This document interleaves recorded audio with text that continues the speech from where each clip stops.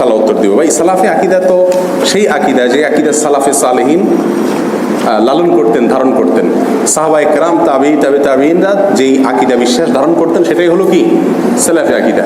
যে আকিদা কোরআন এবং সুন্নাহর উপর নির্ভরশীল, যে আকিদায় কোনো নিজস্ব যুক্তি বা কোনো দর্শন দিয়ে যে আকিদা প্রমাণিত নয়, যে আকিদা কোরআন এবং সুন্নাহ দ্বারা সরাসরি প্রমাণিত। প্রত্যেক মুমিনকেই আকিদার ক্ষেত্রে সবচেয়ে নিরাপদ হবে তার জন্য সালাফের আকিদাকে গ্রহণ করা। কারণ সালাফের আকিদার ব্যাপারে অন্তত এই ব্যাপারে কোনো সংশয়ের সুযোগ না যে তারা কোনো ভুল ভ্রান্তি করেছেন। কারণ সালাফে সালেহিন কোরআন এবং সুন্নাহকে, ইসলামী আকিদাকে যেভাবে বুঝেছেন সেই বুঝটাই একমাত্র সঠিক বুঝ। কারণ পরবর্তীতে যে বুঝগুলো আসছে সেই বুঝগুলোর ভিতরে বিভ্রান্তি প্রবেশের সুযোগ থাকতে পারে।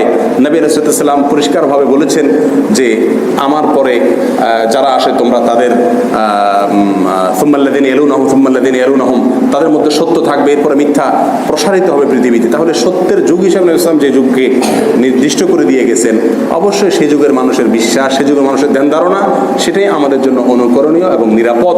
সালাফের আকিদার চাইতে নিরাপদ কোনো আকিদা বিশ্বাস পৃথিবীতে আর হতে পারে না। আসসালামু আলাইকুম ওয়া রাহমাতুল্লাহি ওয়া বারাকাতুহু। হাদিসে